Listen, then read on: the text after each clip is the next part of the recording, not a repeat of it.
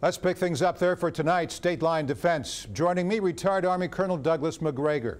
He's a decorated combat veteran, author, PhD, and Executive Vice President of the Burke-McGregor Group. Doug, Russia has been staging major military exercises in the Arctic, laying claim to the region, even reopening military bases and placing flags on the seafloor. Is Putin making a play for the Arctic? Well, no doubt he is. The Arctic, of course, is an area that's full of oil and gas and precious minerals. So it makes sense that he wants to do something. We should keep a couple of things in mind, though. First, he's very limited in what he can actually do up there. The area is one of the most dangerous places in the world to drill for oil and gas or try to recover minerals. So he's a very long way from that. But it's another opportunity for him to try and bully his neighbors, particularly the Finns, Swedes, Norwegians, Canadians. And I think that's part of his agenda. Thinking we should all go out and rent the Howard Hughes favorite Ice Station Zebra. That's what this reminds me of.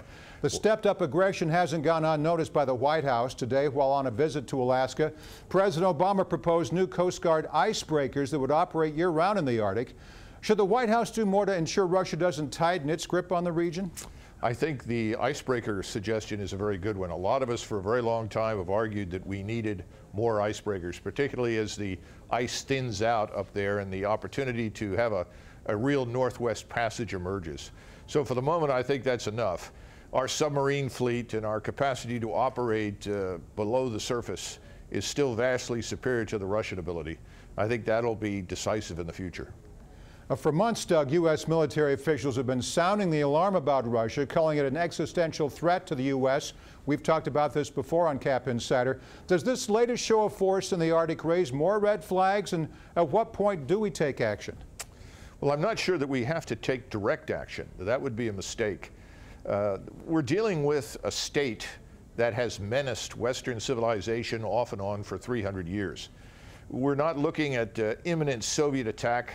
That's absolutely off the table. There is no interest on Mr. Putin's part in a nuclear exchange of any kind. But he is going to menace the West. That means the Baltic states, Poland, Romania, Hungary, Ukraine, and so forth. That's with us now permanently. Dealing with that requires high-end conventional military power. And let's be frank, Morris, that's where we're very weak, particularly on the ground. Putin's been showing a show of force elsewhere. He's been working out lately, trying to flex muscle the only way he can. They've got no money.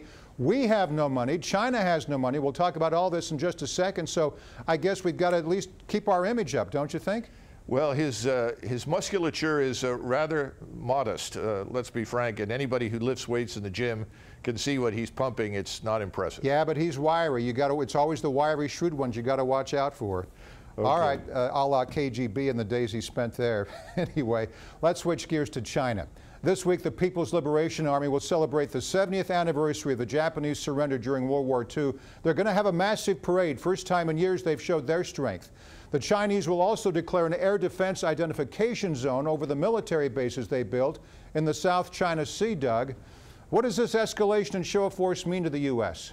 Well, I'm not sure we're seeing an escalation. I think that's an overstatement. Let's look at the capabilities that China is going to display. They're going to talk about their Navy, which is frankly not terribly impressive, but they're going to also talk about their aircraft.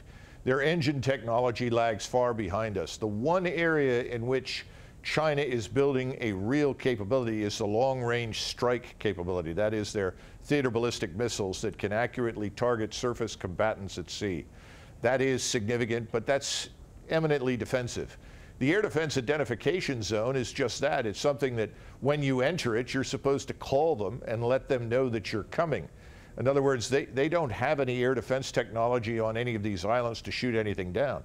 And let's be frank, if we decided that we didn't like something on one of those islands, it would take us all about 30 minutes to destroy anything on them.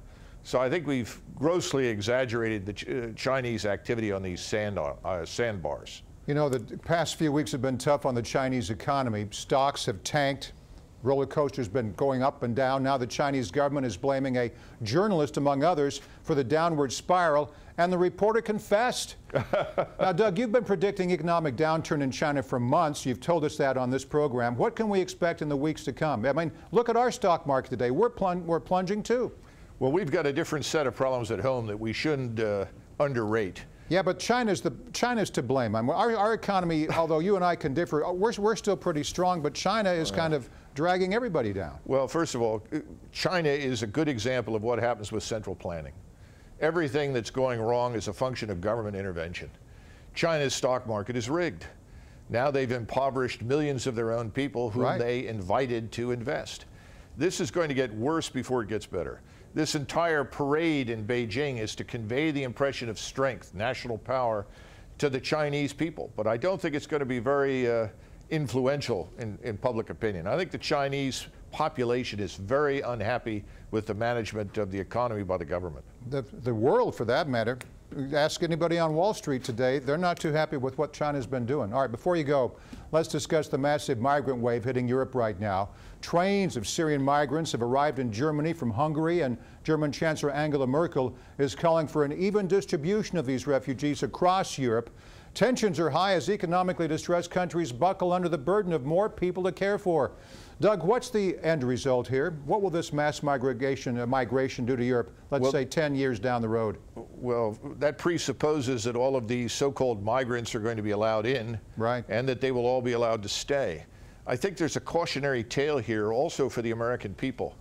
Just as we've seen with the Republicans, particularly Mr. Trump, this groundswell of support for defending our borders and dealing with this issue of immigration.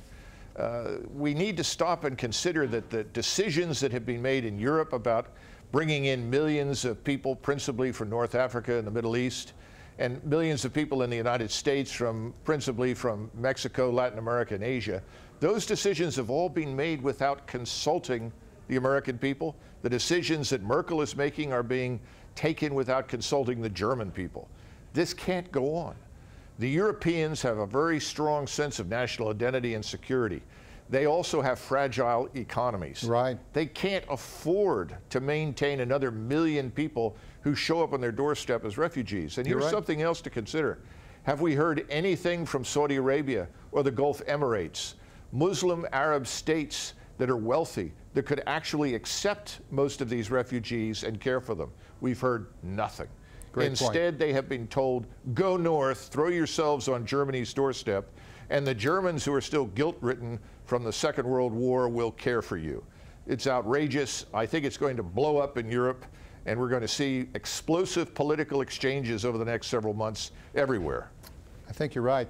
Retired Army Colonel Douglas Macgregor, Executive Vice President of the Burke Macgregor Group. Thanks, Doug. Thank you.